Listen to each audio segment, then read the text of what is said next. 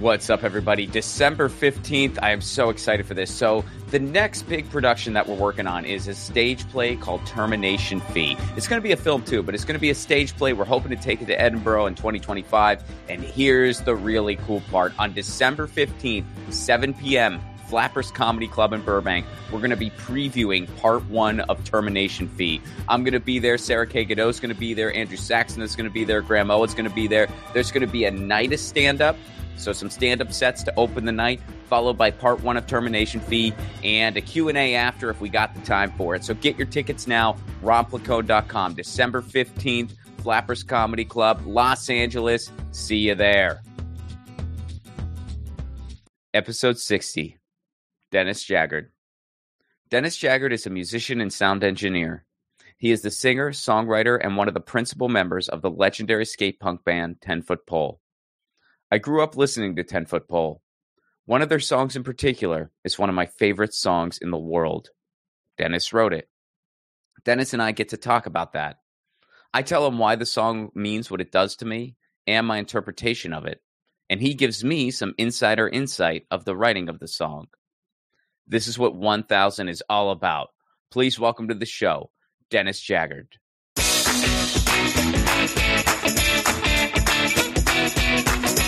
Dennis Jagard, thanks for being here. Good to see you. Oh, thanks for inviting me. So let's kind of start at the beginning. Where did you grow up? What got you into punk rock music? I grew up in Simi Valley, California, like outskirts of Los Angeles and the suburbs, and pretty, kind of sheltered area and pretty homogenous demographic for the most part. And a lot of kids who, I guess it was Gen X time frame. So we were kind of free to go out and get hurt and climb trees and stuff. And then when the lights came on or whatever, we were supposed to show up, like my folks went to work at 6 a.m. I was kind of on my own before and after school and still, but I don't know. So I was on my own. So by the time that I was in junior high, I was kind of trying to meet people. And I noticed that women seemed to pay attention to people who played music, even if they were not the most attractive. And so I thought that might give me a leg up. But I also just really always liked music. I was always really interested in what are songs about? What's the story behind the song? And just constantly aware of it. I'm like, for some people, music's just kind of like a color or something on the wall. But for me, it's like, once I hear a lyric, I'm kind of drawn in, like, what are they talking about? And a bit judgmental, like, I got to change the station right away. This is an awful song or whatever. And even as a little kid, I was just really into always having background music on, like I remember in junior high, like I had we called them a ghetto blaster. Like you put it on your shoulder, you get it at the swap meet with a couple of big old speakers in it. But like when I was getting ready for school in the morning, I always had to have music going everywhere I went, like Black Sabbath or something. And then in what'd you junior, like when you were little? Yeah. Was it like when you were younger? Was it classic rock or was it? I mean, you mentioned Sabbath, but what else was when I was really young, I went through my folks' record collection. They had vinyl collections, and of the things that they had, the things that I liked, I listened to show tunes and stuff. West Side Story, Grease. When Saturday Night Fever came out, that was pretty cool just because of the beat and everything. And then and they had some folky stuff, like kind of folky with cool harmonies and things like that. And I was into that, but just also just basic like pop music on the radio. I remember liking the song "Miss You," the Rolling Stones song. I like that groove. Do do do do do do do do do. Mm-hmm. Like there were just some songs that stood out. Like I think I've always been kind of a fan of like interesting sounds and music that hit me. And so. Yeah, I mean, I like all the pop stuff. And then when I started buying my own music, I remember like Journey and Styx and Van Halen, and then kind of getting interested in like harder stuff. So things like Black Sabbath and stuff, just because the sound of it just sounded so heavy and evil. Like that was pretty cool. And generals gathered in their masses and all that. Judas Priest breaking the law, like, yeah. Kind of Beavis and Butthead, I guess. And then I started trying to make music, hanging out with the guys that I was friends with at school. I can't remember whether we became friends first or whether we started trying to make music and then became friends because I can't remember, but some of them were into punk, and the punk thing was just kind of infiltrating. And like one of my biggest regrets is Minor Threat came to town like kind of right before I was getting into it. And, oh man. And then that was kind of the last time it was them. Like after that, it was Fugazi. But so I want to say it was like around 83 or something. And so a few of my friends or like newly found band members / friends, when we were just trying to make music in a garage in Simi Valley, kind of introduced me to more and more music. And of course I had my favorites, but I really got drawn to punk because of the freedom of topics and stuff that you could write a song about anything. It could be, and they did. And most of the music at the time was pretty much like, bubblegum love and whatever. Like most of the pop music at the time was very, rock bands were just wanting to party, or, or even Beastie Boys fighting for your right to party, or, it was like either about booze or drugs, sex, rock and roll. Like we rock so hard that we were rocking all night, like kind of, what would Kiss say? We're going to party every day and rock all night, or part of every day, whatever.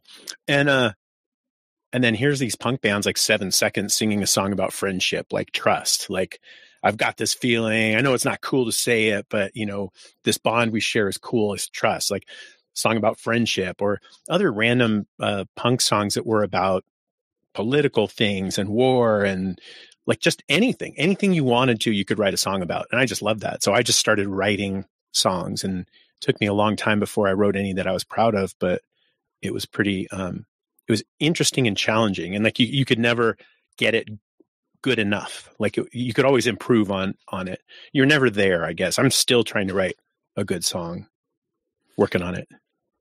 So were you all part of the straight edge movement? And if so, do you still identify that way, or what's kind of the history there? Because I've heard some things and I've read some things, but I've never seen anything really definitive, especially when it comes to 10-foot poles. So yeah, it's a little bit silly. And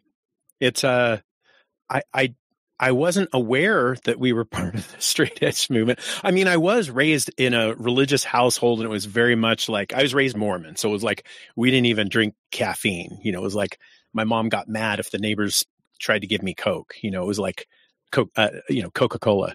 Yeah. And like in my my little league game, they're like, oh, just give him a Coke. And I'm like, no, he can't. He's a Mormon. So, I mean, I was straight edge just by upbringing, but I was never like, militant, or did I ever think that the band was trying to promote that? The guy who named it was one of our first singers, Gary Roca, and he was about the only 13 or 14-year-old kid I knew who was like on acid all the time and stuff. And he was like, yeah, Scared Straight's a cool name because there's this show where they take kids who are in jail for some like minor offense, and then they take them to prison, and the prisoners are threatening them and yelling at them, like trying to scare them into being model citizens. And so I wasn't even kind of really aware that much about the straight edge scene at the time when the band name came out. And once we had the name, it was kind of already settled, and people already kind of knew us. We were just little kids playing in Hollywood, and we had a reputation. It's funny. I heard later from somebody, I went to school at UC Berkeley, and I remember someone I met there that I had no idea would even know about my band and stuff. Was like, yeah, I remember you guys, like you were Scared Straight, and you guys were like those little kids who came in and were like, we're pretty good actually. But like we were obviously like, 14, 15 years old, but playing in downtown Hollywood at the raunchy $2 punker night at kind of a dingy place, but it was a pretty common, popular punk scene. One of our best shows, I think there was a riot outside, like riot police beating everybody up and stuff, and they let everybody into the Cafe de Grand, and so it was like 300 people in the basement, and we're just excited. Yeah, we got a big crowd. But that's a lot of long stories, but the long and short of it was we never really identified that way or tried to push it, and the band was never really about that I was aware of. The record label Mystic Records seemed to took that angle, but they also tried to milk the baseball playing thing, because our our drummer who became the singer, Scott Rudinsky, ended up being a pro baseball player, a left-handed relief pitcher on the White Sox. And of course, Mystic Records wanted to use that, which I don't blame him for trying to market it. But yeah, there was like a thing with like a baseball hand and then a spiked wrist bracelet, like the punk rock, baseball playing singer. And, well, I was going to ask you about Scott, because that's another, part of 10-foot pole history that's, obviously mentioned, but you're kind of curious. Give me a peek under the hood of that conflict, because it's one of the more unique ones. There's just so many things. I don't want to go into too much detail with people about all this kind of stuff, but it just kind of led to this thing where, Mystic Records was pushing, baseball, like whatever they could market us, of course, baseball and stuff. And I wasn't in direct contact with Mystic Records. So sometimes they did things and I'm not sure whether Scott directed him to do it, like whether he okayed it for the band. Like he always denied it, but he was kind of non-confrontational about stuff.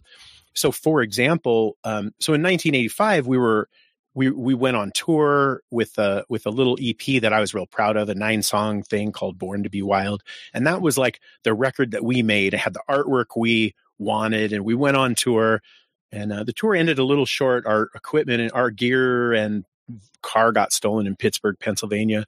And that's my hometown. Yeah, nice. It was we played the Electric Banana, I want to say. Mike, I just forgot his name. But anyway, me and the guitarist went out to be social with we had 2 vehicles on the tour. One was a little mini truck and one was a station wagon with the gear.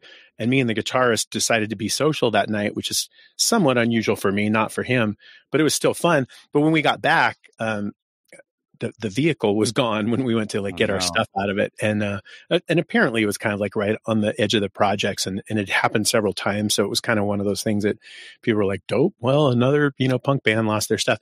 And then we played one show in Baltimore with borrowed equipment, and it had a pretty sweet PV amplifier with no distortion on it. And it was kind of like when I play solos, it sounded like jazz instead of like, wow, wow, wow. It was like, and, so that was kind of silly, and I was ready to whip out the emergency credit card that I was not to use except in the case of dire emergency. And so I'm at a music store just going, well, I need a new guitar, and I need this, I need that. We were all ready to just extend the tour and go. And there was just a few people in ill repute. It was ill repute and Scared Straight. And then we, anyway, some of the people pulled out at the last second. And anyhow, but the point of the Mystic story was so that we kind of we were really busy then. We ended up going on another tour later that year with No Effects. And I think I want to say, so the 85. So I guess I was like 16. I could drive, but barely, I guess. And so, we kind of seemed like a team at that point. But then after school, Scott went away to baseball and I went away to college. And the band was kind of on the back burner, but then Mystic talked to us about, hey, let's do a record. And we're like, oh, sure. So at one point we started working on it, like working on the demos and stuff. And then I didn't hear anything for a while. And by started working, I mean, like we spent one day in the studio, kind of like getting the basics of a record, like kind of started. And then I didn't hear about it for a while. And then a couple of years later, I was in a record store in Berkeley and I saw this album that said, you drink, you drive, you die. Scared Straight. I was like, what? So, yeah. So in my opinion, the record wasn't done. Wasn't like the artwork was like, we hadn't even seen it. The name of the album, You Drink, You Drive, You Die, sounds like a straight edge, like you drink, you drive, we'll kill you. Mm-hmm. And at the time there was also kind of like the Nancy Reagan, like, just say no campaign. And it just seemed like just the opposite of what I felt like the band was about or should be about. So that was a bit disappointing. And I'm not sure what level, maybe Scott did approve stuff with Mystic Records, but from my perspective, there was zero communication between the label and the artists about like, what do you want your cover to look like? Is this title okay? Like I was so mad. I was like, I want to go make stickers and just have a campaign where everybody puts stickers over the title. I was just so, I was just so embarrassed. It was so defeating. And and it also wasn't done. Like when I was hearing it, it was like the first time I heard the songs like all together. And it was just such a weird experience. But anyhow, well, did you confront the label or anyone about it? Like, how did that whole issue end? It basically ended with the band fizzling out because I wasn't proud of it. And I was the one, Scott was playing baseball. So I would be the one who would be getting everybody together to rehearse or do things or whatever. And I was just kind of like, what's the point of the band if we don't have a say in it? Like, at first I assumed it was all Mystic. In hindsight, I now think, possibly Scott just okayed stuff. Was like, yeah, that's cool. Whatever. That's, I just don't know. And Scott denied it, but he's like, he doesn't like having a confrontation about that sort of stuff. So it's possible that he just, that it happened and he just didn't want to have a argument about it. But anyway, yeah. So a few years passed before we felt up to doing anything again. And then the next time we felt like doing something, we made a record. Again, I got like people together and worked with Scott a little bit from a distance, and Scott funded us recording an album, and we did. And then we were trying to get Epitaph or Fat Records to put it out, and it's the one that became Swill eventually. And Fat Mike was like, "Well, people think you're a straight edge band, so you ought to change your band name." And we're like, that sounds like a good idea. We were just about to go to Europe, and we had already printed some that said Swill. And so we actually like scratched out, Scared Straight, or no, it didn't say Swill at the time. I can't remember, but it said Scared Straight. And so we scratched out Scared Straight and wrote 10-foot pole over the top of it. And then later we got stickers and put the 10-foot pole stickers. Like, we figured out a band name in like 3 days. 10-foot pole was like the best we could do with brainstorming for 3 days. And then, what made you land on 10-foot pole? Well, we had 3 days, and Ape Shit just like wasn't like the top. I remember number 2 was Ape Shit, or no, yeah, I think number 3 was Asphalt, but spelled ASS. That's a fun one. Well, I mean, to be honest, 10-foot pole, especially in the later times, was often a conflict of two different personality like worldviews. We had our own little mini culture war, you could say. And there was one person or a couple people in the band, but particularly one person who wanted everything to be about sex. Everything had to be like sexual innuendo, like, when we're figuring out our fake names, he might make a fake name that was just, something like Von Tree Trunk. And so anyhow, so there's that one. And then there's my side, which is wanting the band to be like kind of more about something we believe in, or something that's like we could be proud of, and not be like really narrow, and particularly like not wanting to be sexist and not wanting to like offend people with like, being like kind of overly penisy, if that makes sense. Like, don't get me wrong. The whole point of being in the band was to get attention and to have people like us, but I didn't want people to like us who would like us because we were making dick jokes all the time. Like, I didn't want to be like Blink 182 or whatever. Like, and I didn't necessarily want to be like, Boy Scouts, Cape Crusaders or something, but I just didn't want to be like all about the dick. And so, sure. Yeah, I don't know, like whether your show, like how appropriate it is to go to get this crass, but oh yeah, you can say whatever you want. Yeah, okay.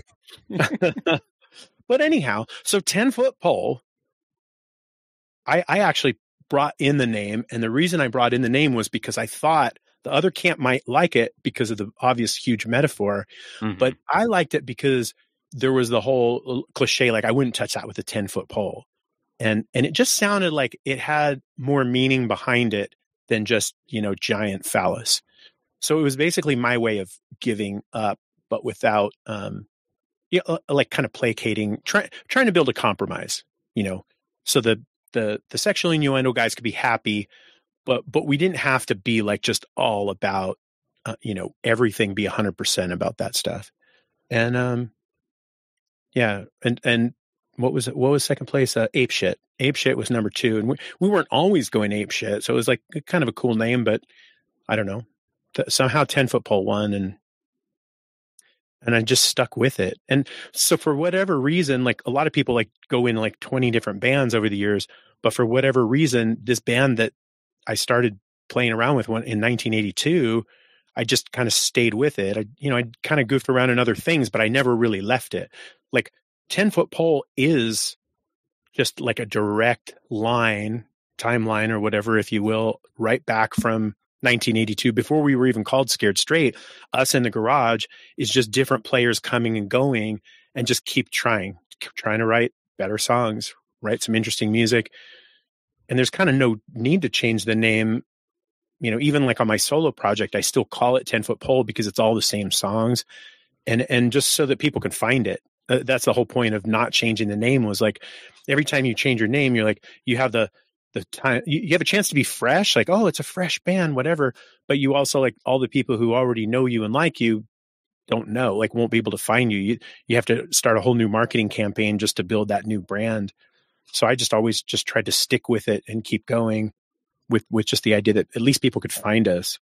Mm-hmm. So if I made any friends around the world or whatever, that, if they see 10-foot pole, they know, like, that I'll probably be there.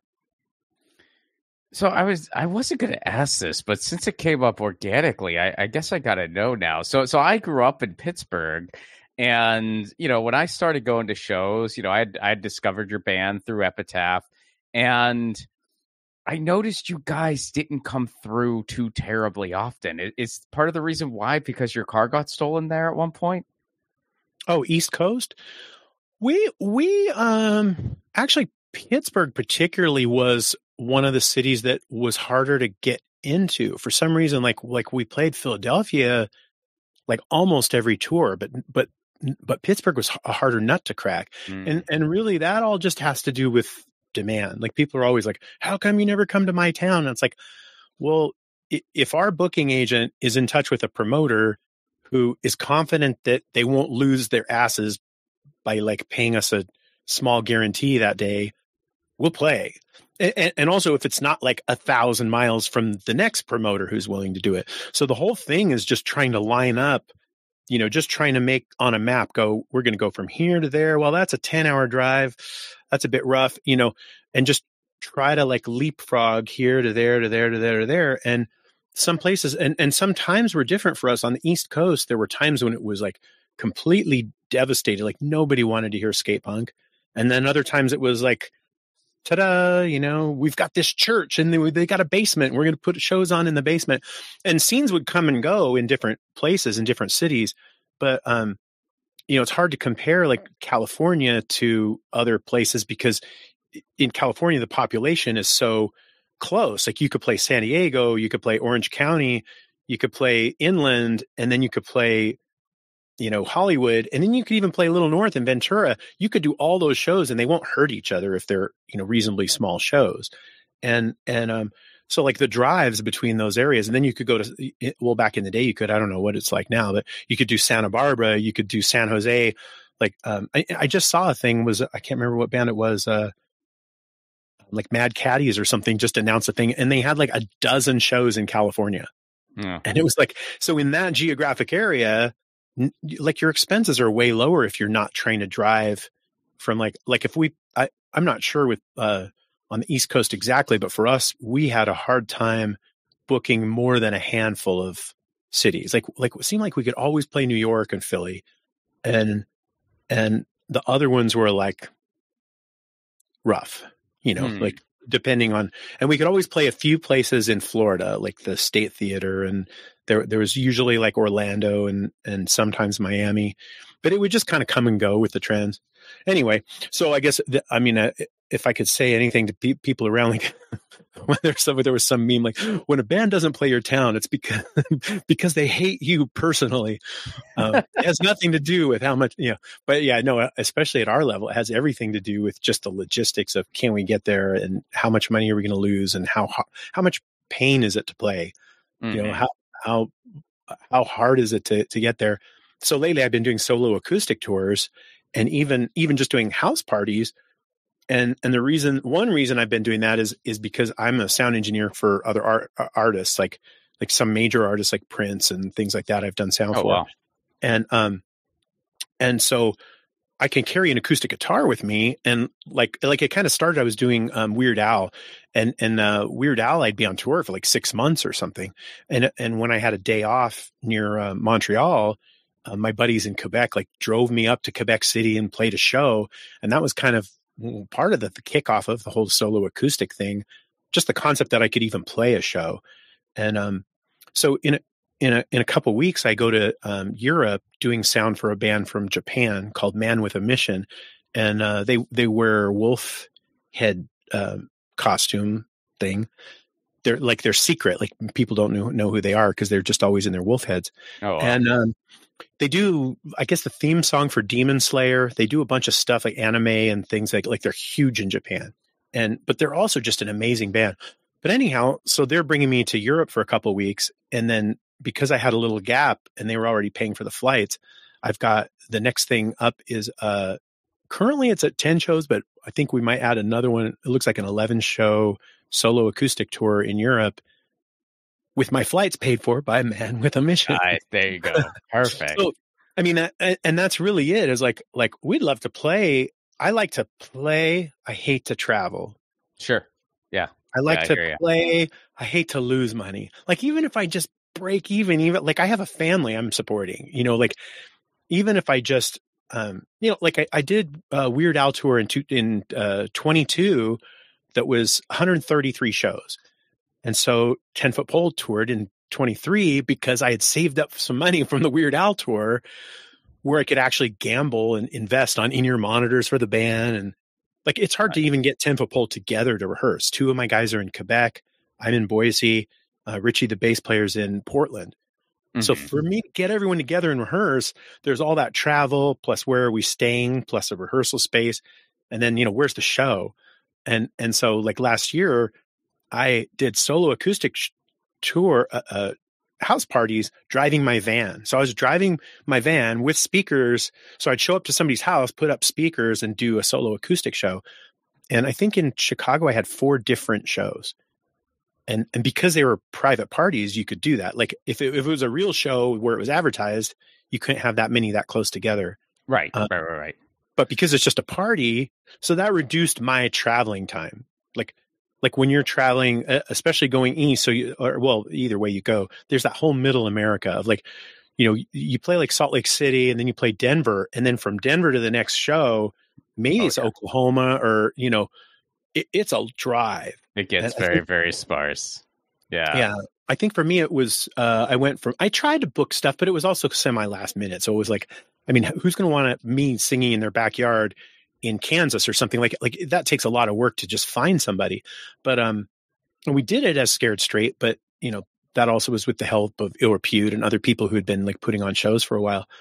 But anyway, yeah. So it was like crazy long drive from Chicago to St. Louis. I think I played a really cool acoustic party in St. Louis, and then like 4 in Chicago.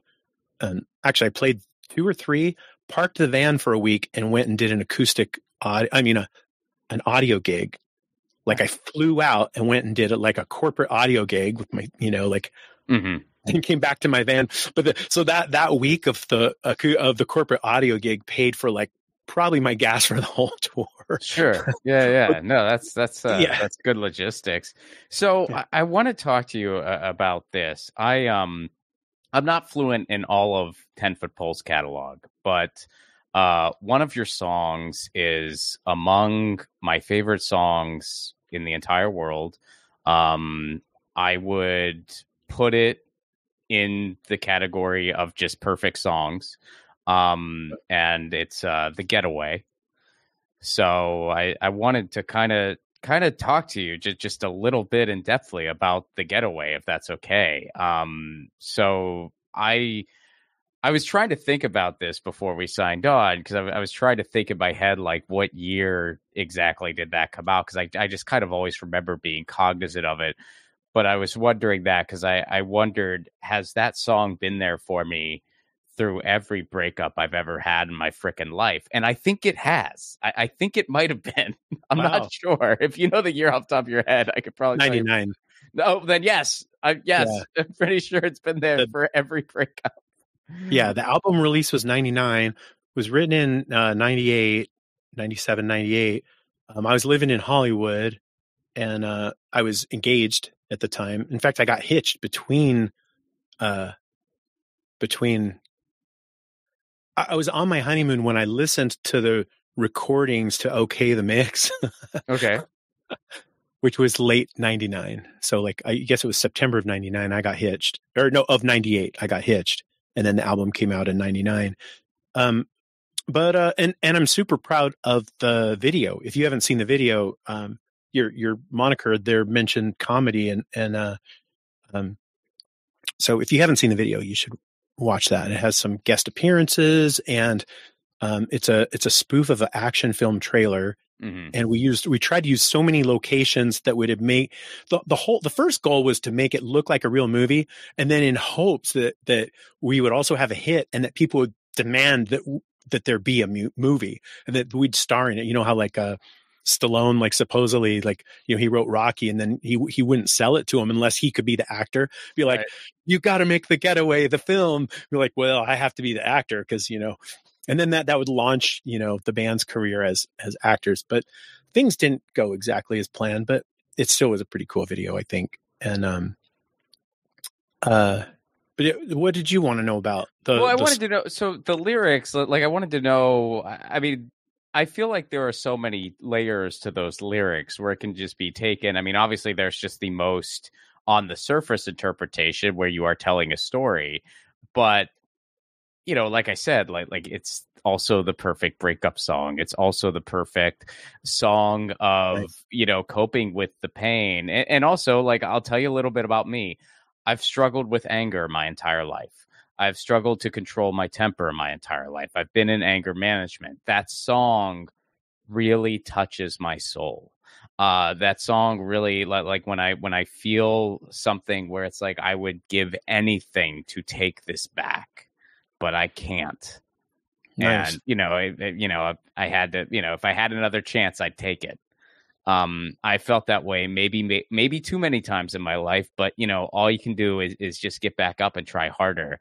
So, yeah, that song has just meant so much to me. So let's just start with the lyrics. Like what was kind of the intention there? Well, I'd put it in context, and I'm actually kind of a little embarrassed about like you said, the literal meaning of it. So it was in a time frame in whatever it was, 97, 98, when in Los Angeles, there were a whole bunch of high speed chases.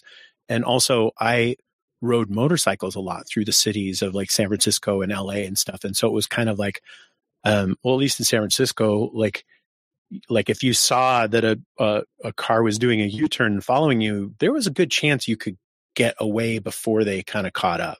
Like you could kind of go through some alley. I mean, just saying, like, maybe I had a friend or two who could have, you know, kind of gone through some alleys or whatever. But anyhow, so I was a little, I've been a little bit like I'm so glad that you like it that much, because it's kind of the opposite of I was a little embarrassed about it just because it is so on the front, you know, please don't chase me anymore. It sounded a little like very literal. But, and so I've been actually kind of explaining it lately at my acoustic shows. What it really was, at least, you know, I mean, obviously that affected it, but a lot of the point of the song was, I always liked the Frank Sinatra, I Did It My Way song. Oh, yeah. Sid Vicious and everything, like, but he's just kind of like, there was one part in it that I didn't think sounded very real. And when he's kind of like, regrets, I've had a few, but then again, too few to mention. And I was like, yeah, that doesn't sound like me and the people like in my life. Like, I just remember, like, even as a little kid sitting in the principal's office going like, why did I do that one thing? If I just wouldn't have said that or done that, like, I knew it was a bad idea and I did it. Like, why didn't I, you know, if I could just, you know, I just thought, like, you know, what if you did have a regret, you know? And so the high speed chase was like a pretty obvious, like, thing where there's like, you know, once you go down that path, and, you know, we've thought about it too. I don't know if you've been in this situation, but, you know, I've been in situations where I was like with friends or something, and suddenly there's a policeman yelling at you, and they're just yelling so much, and you just, like, you know, obviously I'm less likely to get shot than if I was from a different demographic, but there was part of me that's kind of just like, just the anger of somebody like just talking to you that way when you haven't done anything to deserve it or whatever. But, and then my friends are like, well, you probably shouldn't do anything because, like if something happened, like your life is over. Like if something happened and like that, like you're just, it's over. Like you can't ever like go back to so you've got to just like, yes, sir. Yes, sir. I'll stop trying to do this thing with my friends. That's totally, innocent and, whatever. Anyhow.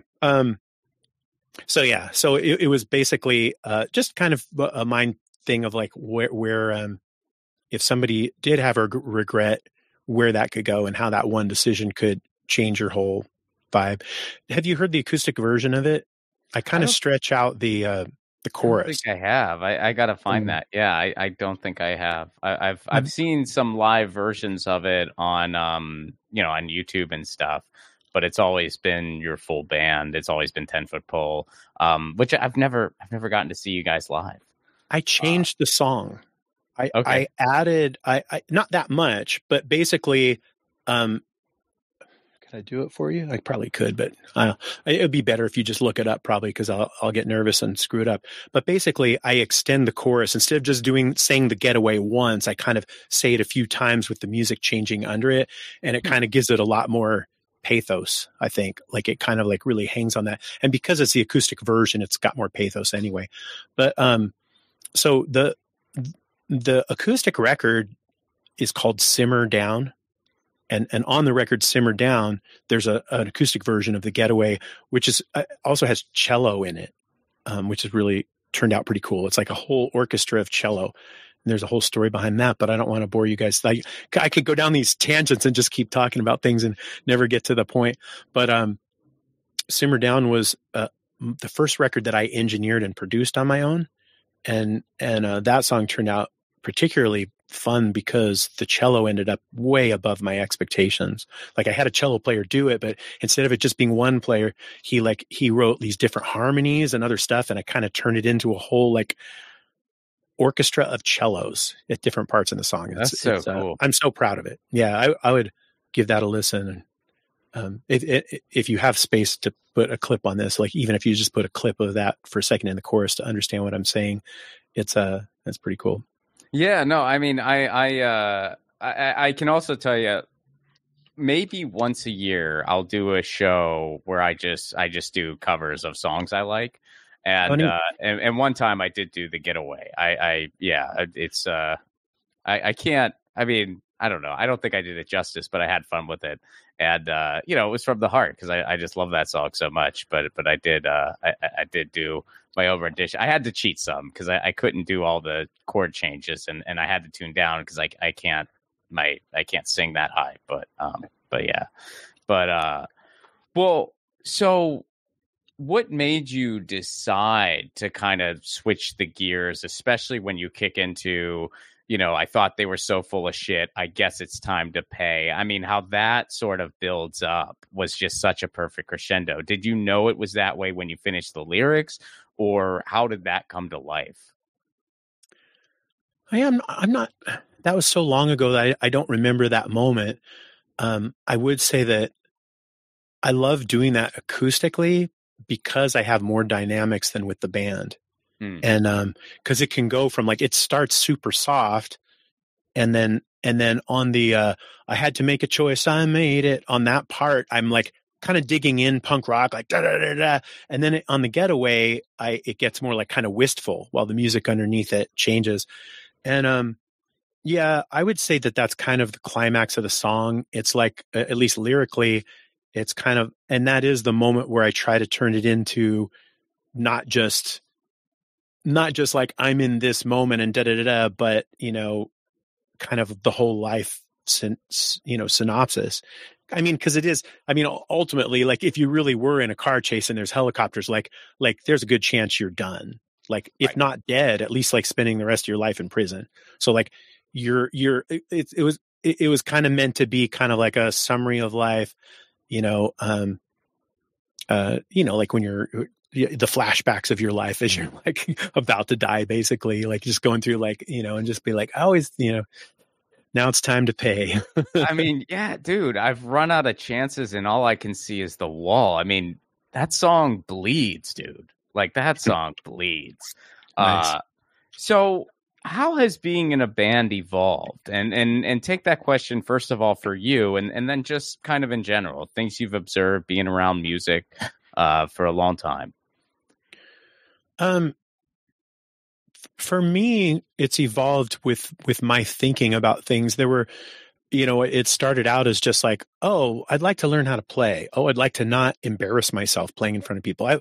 I want the cute girl that I secretly have a crush on in class to see me on the stage and fall in love with me because of how smart my lyrics are, and like notice me. Is that what happened?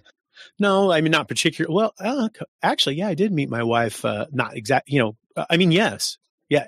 Honestly, yeah. In my life, I met and I've been married for 25 years to someone that I met at a show in Boise, Idaho, when I was on tour with, of all bands, Guttermouth, which is kind of funny because they're like, no kidding. Talk about like that conflict between like, sex and jokes and like just being super crass versus like having a point or, right. Whatever. We went on tour with Guttermouth and we sold so many of these boxers that had a 10-foot pole embroidery thing on the fly. It was just like, just so stupid, but it worked. But there you go. Like what, I guess so, like at different times in my life, the band has had different purposes, always.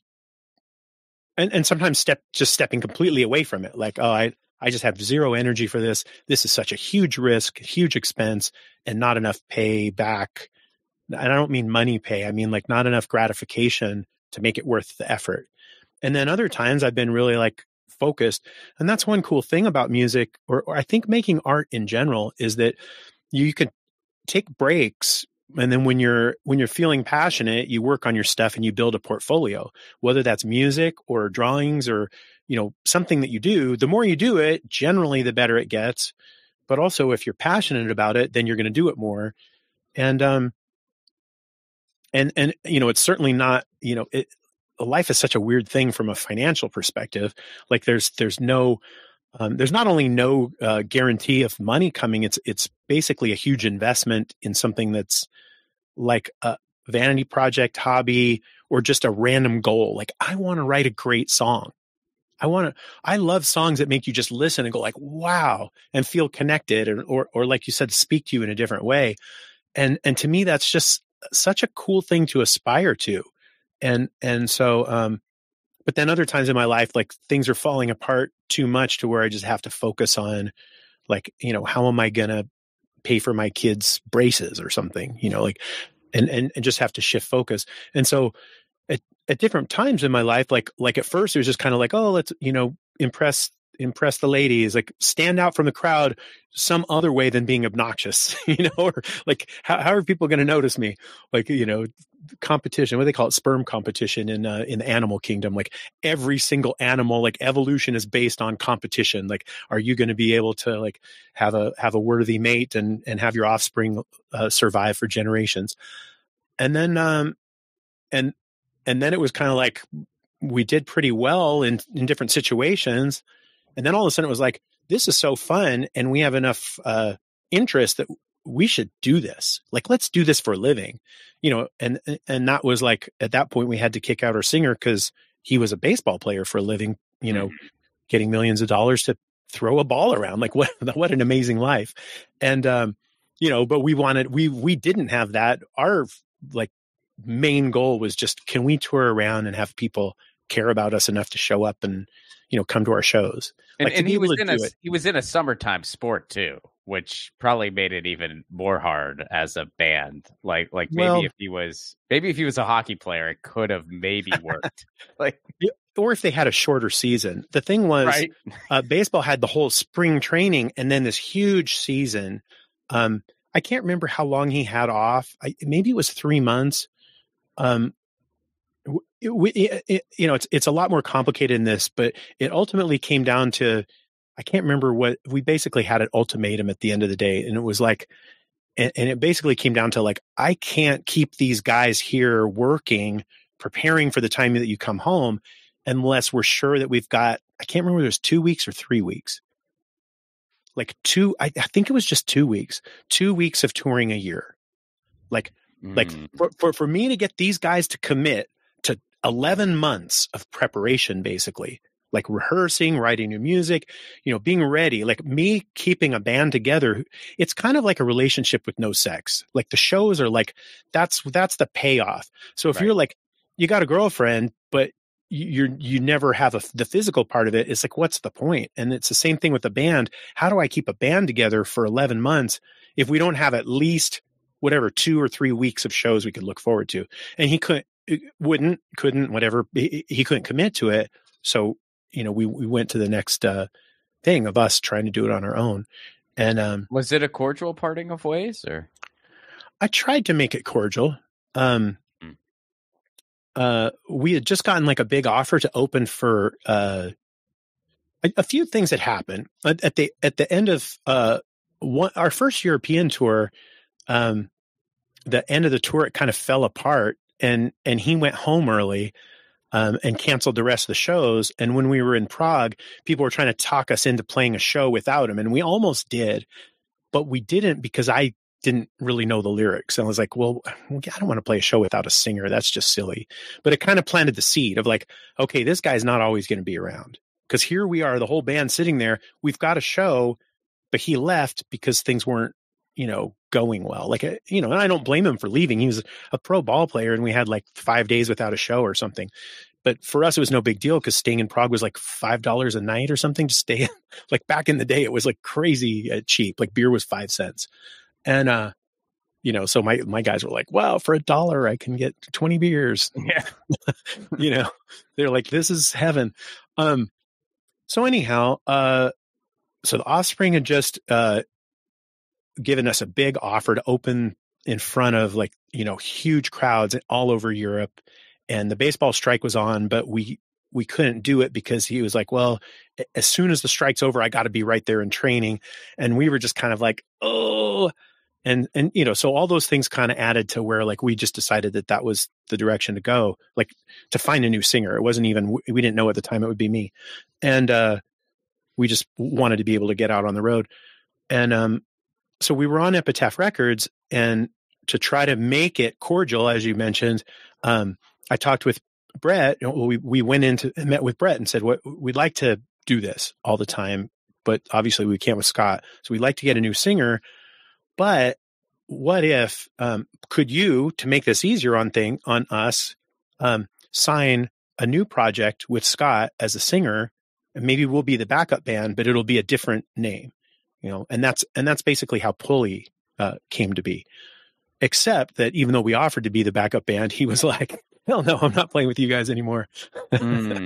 So it was kind of like, I tried. I remember calling him up from Europe one time and being like, what's the name of your new band? Because I'm doing all this press and I want to pump your band. Like, let's have teamwork. Like 10 Foot Pole's out there working, but we didn't have any animosity. It was not malicious at all. It was like, we're a bunch of losers who just want to be in a punk band for a living. Well, this guy's like $1 million pro baseball player. Like, let's help each other out and both live our dreams. But he was, he was a essential part of starting the band from 1982. He was the original drummer, really, but he was not happy about it. And so it just kind of was not fun. And and maybe it wasn't the best decision. Like if, from a business standpoint, like if we kind of split our audience by doing that. And in hindsight, he has devoted a lot of time to making music, but at the time we didn't know if he would or could. And so it was kind of one of those things. We made a choice. We had to make a choice, and we made it. It went this way. And, if we would have stayed together, we'd be like bigger, like Mill and Colin or Lagwagon or whatever. But it's hard to say because he also would have been playing baseball all the time. And, but then it's a hard conflict. Yeah. I mean, like I said, it's one of the more unique conflicts out there. It's and not then like, my girlfriend doesn't like me on the road. Like, no, this is one of the more unique ones. I'm a professional baseball player. Yeah. Yeah. And it also was tricky. And so I ended up in the singing slot, especially because I was, like the principal songwriter and lyricist. And so it just made sense. The more I thought about auditioning people, there was always like, well, what if this guy like becomes a baseball player or, has some other reason to leave? Like, like I was pretty sure I was going to stay with it, which is obviously true because 30 years later, like this has been my lifespan. Like I'm a lifer. This is it. And so because I wrote the stuff, I think people can tell that it's like sincere and genuine and that, and it's linear and so anyway, but that decision made that split, and it definitely split the audience. Like there were people who were like, well, we love this guy's voice better or whatever. But then it got some new audience because we were touring then for a while at least. And so songs like ADD and The Getaway and John and what other songs that like kind of were well received that wouldn't have happened or at least wouldn't have happened the same way if I was like trying to write lyrics for someone else to sing. But who knows? Like maybe, who knows what would have happened if it went the other way? But at least in this timeline, in this universe, Spideyverse, whatever, it went this way. And I probably wouldn't be doing it now if I was writing for someone else because it wouldn't be as gratifying. Like the reason that I'm into songwriting is also because I want to sing these songs and trying to write lyrics. Like a few of the lyrics on Rev are about baseball because I'm trying to like write for Scott. Like, even though we kind of masked it, it was kind of like, oh, here's like a guy almost got fired today. And, it was like the final hours of his da-da-da-da. It's about baseball fading away. He's like out on the runway, going from town to town, playing baseball. Like that's me trying to use Scott's life experiences to write interesting songs. But I don't know how long I could do that and kind of, be gratified with it. Or until the other guy in the band with the dick jokes, like, would possibly win and it would just all be dick stuff. Where can people go to learn more about you? 10footpole.com, TEN. Or if there's an acoustic show, I also am open to questions. On the band things, I try not to do it, but on the acoustic shows, I'll sometimes just randomly stop and, go on little monologues. I kind of imagine the acoustic thing being like a Henry Rollins meets Johnny Cash, where I'm like, nice. I'm telling stories. And so I mentioned I worked for Prince before. So I've got like Prince stories and I worked for Weird Al. So I've got that. I did 500 Jimmy Eat World shows, maybe 150 AFI shows as a monitor engineer. I've worked for Beck, a lot of different interesting kind of life situations as a sound engineer. And so I have, but the things kind of come to me randomly. Like I don't have it written out. Like Henry Rollins comes in and has like a point to his stories, whereas mine are just like, oh, that thing you said reminds me of this one time when I was like with Prince at the Super Bowl and this happened, So they're kind of more organic, like stories just come out. So, but yeah, 10footpole.com. I answer all the stuff on Facebook and Instagram and stuff. I'm not super fast with it, but it exists.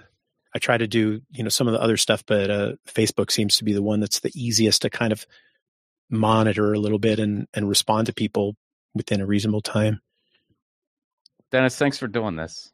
Oh, thanks for inviting me. I'm so happy to that people care. And it was really cool hearing about your getaway thing. I thought you were going to say "Don't be a dick" because of like the golden rule or something. I felt like I think "Don't be a dick" might be our most useful song of like what trying to get.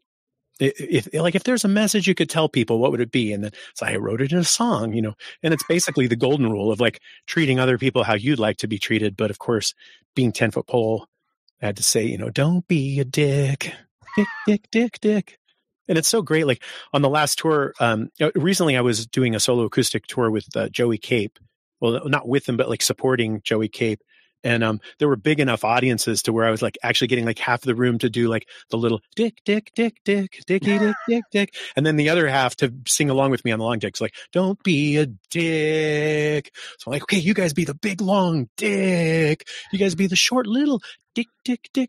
And like the whole, crowd, like, like turn towards each other. Dick. Is that one fun acoustic too?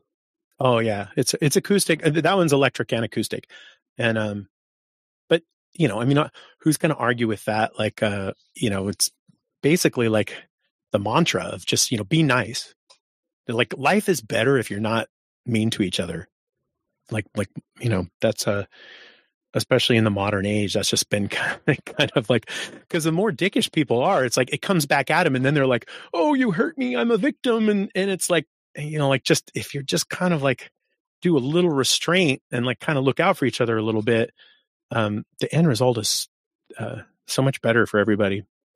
That was Dennis Jagard. Be sure to check out his stuff. Be sure to check out 10 Foot Pole. If you've never listened to 10 Foot Pole, check them out. And hey, obviously I'm a little biased here, but if you're looking for a song to start with, I'm going to say go with The Getaway. It's seriously one of my favorite songs in the world. It was so cool to get to talk to him about the writing of that song. Music for the 1000 Podcast is provided by Andrew Saxon. Be sure to check out his podcast, the Baywatching Podcast, wherever you get your podcasts.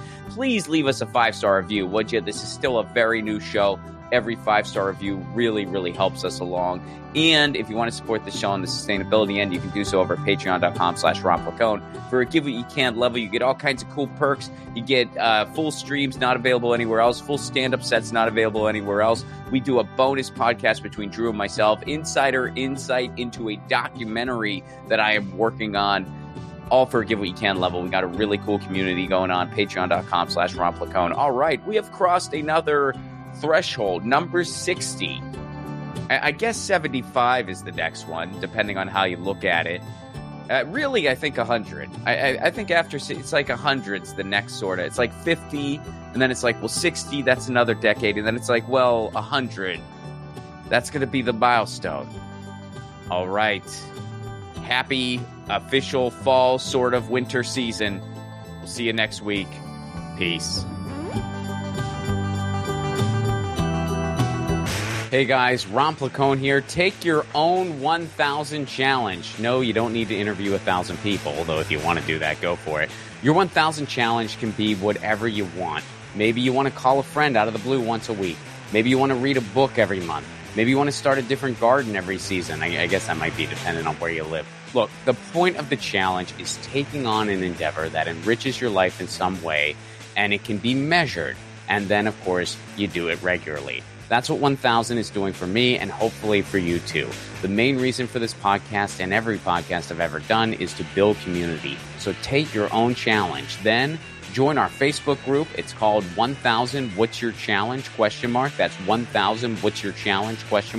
And post about what your 1,000 challenge is and the progress you're making. All I ask is that people be encouraging of each other's challenges. This is personal and vulnerable, so be cool. There's enough negativity on social media. We don't need to add to it. For those of you who aren't on Facebook, hopefully in the future we'll be expanding to places like Discord, Reddit, but for now, we're starting on Facebook. And again, that Facebook group is called 1,000 What's Your Challenge? See you there.